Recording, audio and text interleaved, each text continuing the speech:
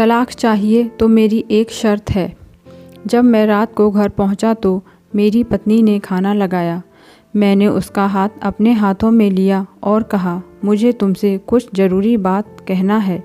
वो शांत बैठकर खाना खा रही थी। उसकी आंखों में कुछ दर्द सा साफ नज़र आ रहा था।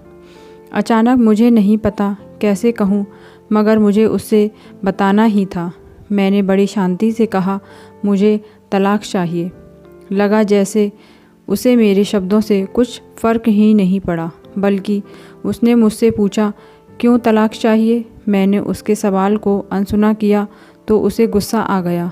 उसने चम्मच उठाकर फेंक दिया और ज़ोर से चिल्लाई, तुम इंसान नहीं हो। उस रात हमने एक दूसरे से बात नहीं की। वो रो रही थी। मुझे पता था कि वो जानना चाहती थी कि आखिर ऐसा क्या हुआ जो हमारा रिश्ता टूटने की कगार पर आ गया, पर मेरे लिए उसके सवालों का जवाब दे पाना नामुमकिन था। मैं अब किसी और से, प्रिया नाम था उसका, प्यार करने लगा हूँ। अब मुझे उससे प्यार नहीं रहा। मैंने उसे उसके बरसों के प्यार की सज़ा दी थी। भरे मन से मैंने तलाक के पेपर तैयार किए। उसमें लिखा था कि वह पूरा घर, कार और कंपनी की 30% शेयर ले सकती है इस तलाक के बदले में। लेकिन उसने उन पेपर्स को देखा और उनके टुकड़े टुकड़े कर दिए। वो औरत जिसने मेरे साथ जीवन के 10 साल बिताए थे, वो आज मेरे लिए अनजान हो चुकी थी।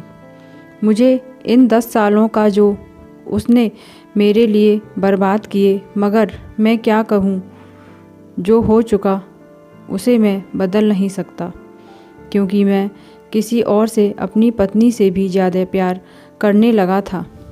आखिरकार उसके सब्र का बांध टूट गया और वो फूट फूट कर मेरे सामने रोने लगी। मेरे लिए उसका रोना एक तरह से उसकी रिहाई की तरह था।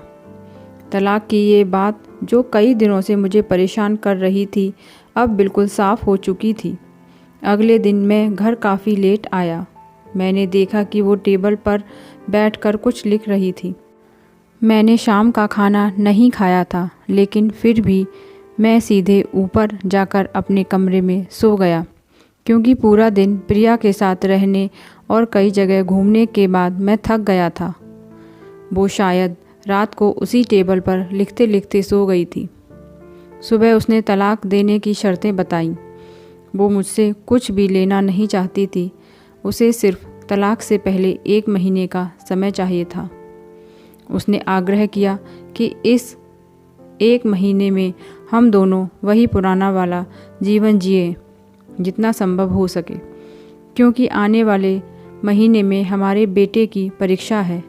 वह नहीं चाहती थी कि हमारे टूटे रिश्ते का प्रभाव उसकी पढ़ाई पर पड़े। मुझे भी यह ठीक लगा, मगर वो कुछ और भी चाहती थी। जैसे शादी के दिन मैं उसे उठाकर अपने शयन कक्ष तक ले गया था, उसी तरह हर रोज़ 1 महीने तक मैं उसे शयन कक्ष से उठाकर मुख्य द्वार तक ले जाऊं। मुझे लगा यह पागलपन है, मगर इन आखिरी दिनों को थोड़ा अच्छा बनाने के लिए मैंने उसकी यह शर्त स्वीकार कर ली। मैंने प्रिया को अपनी पत्नी की सभी शर्तें बताईं। वो हंसने लगी। उसे लगा मेरी पत्नी कितने भी तरीके अपना ले, तलाक होना तो तय है। मेरी पत्नी और मैं किसी से भी इस दौरान नहीं मिले थे, लेकिन उस दिन जब मैं उसे पहली बार उठाकर गेट तक लेकर गया तो हम दोनों काफ़ी अजीब महसूस कर रहे थे।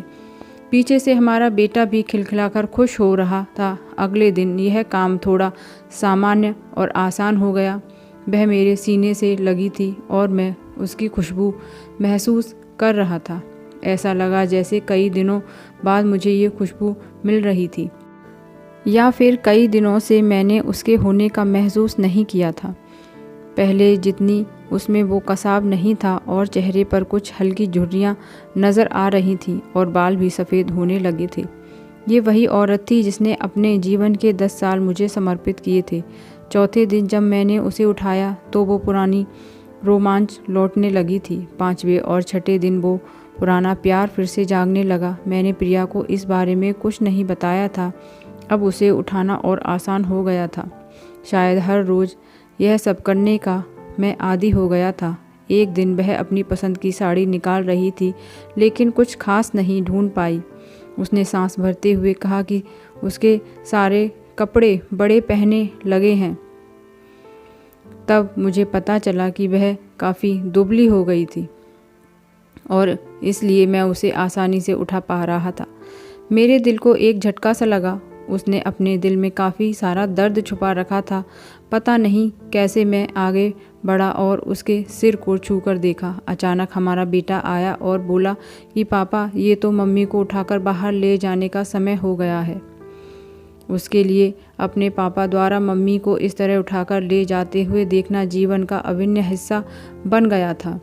मेरी बीवी ने हमारे बच्चे को बुलाया और ज़ोर से उसे गले लगा लिया। मैंने अपना चेहरा दूसरी तरफ कर लिया। मुझे लगा कहीं मैं अपना निर्णय न बदल लूँ। मैंने अपनी पत्नी को रोज़ की तरह उठाया और बेडरूम से सिटिंग रूम होते हुए हॉल तक लाया। उसने प्यार से अपने दोनों हाथ मेरी गर्दन के आसपास रख दिए। मैंने उसे ज़ोर से पकड़ रखा था, बिल्कुल हमारे सुहागरात की तरह, मगर उसका इतना कम वज़न मुझे परेशान कर रहा था। महीने के आखिरी दिन जब मैंने उसे उठाया तो मेरे लिए एक कदम भी चल पाना मुश्किल हो रहा था। हमारा बेटा स्कूल जा चुका था। मैं अपनी कार से ऑफिस गया और कार से कूदकर बाहर आ गया, बिना कार को लॉक किए। मुझे डर था कि अब एक पल की भी देरी मेरा इरादा बदल देगी। मैं ऊपर गया। प्रिया ने दरवाज़ा खोला और मैंने उससे कहा, सॉरी प्रिया, अब मैं अपनी पत्नी से तलाक लेना नहीं चाहता। उसने मुझे देखा और मेरे सिर पर हाथ फेरकर कहा, तुम्हें बुखार तो नहीं है? मैंने उसका हाथ हटाया और कहा, सॉरी प्रिया, अब मुझे अपनी पत्नी से तलाक नहीं चाहिए। हमारी शादीशुदा ज़िंदगी शायद हम दोनों के ध्यान ना देने की वजह से बोरिंग हो गई थी, लेकिन इसका मतलब यह कतई नहीं है कि हम एक दूसरे से प्यार नहीं करते। अब मुझे एहसास हुआ है कि जिस दिन मैं उसे शादी करके अपने घर लाया था, उस दिन से जीवन के आखिरी दिन तक मुझे उसका साथ निभाना है। प्रिया के होश उड़ गए। उसने मुझे एक ज़ोरदार चांटा जड़ दिया मेरे मुंह पर।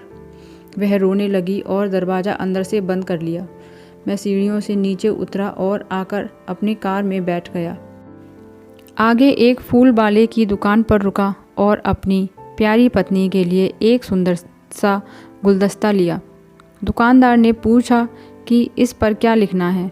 मैंने मुस्कुराते हुए कहा कि जीवन के आखिरी दिन तक मैं तुम्हें ऐसे ही उठाता रहूँगा मेरी अर्धांगिनी। उस शाम जब मैं घर आया, हाथों में गुलदस्ता लिए, मेरे चेहरे पर एक मुस्कान थी। मैं ऊपर अपने कमरे की तरफ भागकर गया, लेकिन तब तक वह मुझे छोड़कर इस दुनिया से जा चुकी थी, हमेशा के लिए। वो कई महीने से कैंसर से लड़ रही थी, लेकिन मैं प्रिया के साथ इतना खोया हुआ था कि कभी ध्यान ही नहीं रहा। उसे पता था वह जल्द ही मुझे छोड़कर जाने वाली है, इसीलिए वह मुझे और मेरे बेटे के रिश्ते को टूटने से बचाना चाहती थी। मैं नीच उससे तलाक लेना चाहता था, लेकिन फिर भी उसने मुझे अपने बच्चे की नज़रों में एक प्यारा पति और पिता बना दिया। तो दोस्तों, ये थी आज की कहानी। अगर आपको पसंद आई हो तो उसे लाइक कीजिए और मेरे चैनल को ज़रूर सब्सक्राइब कीजिए। प्लीज़ सब्सक्राइब करना ना भूलें।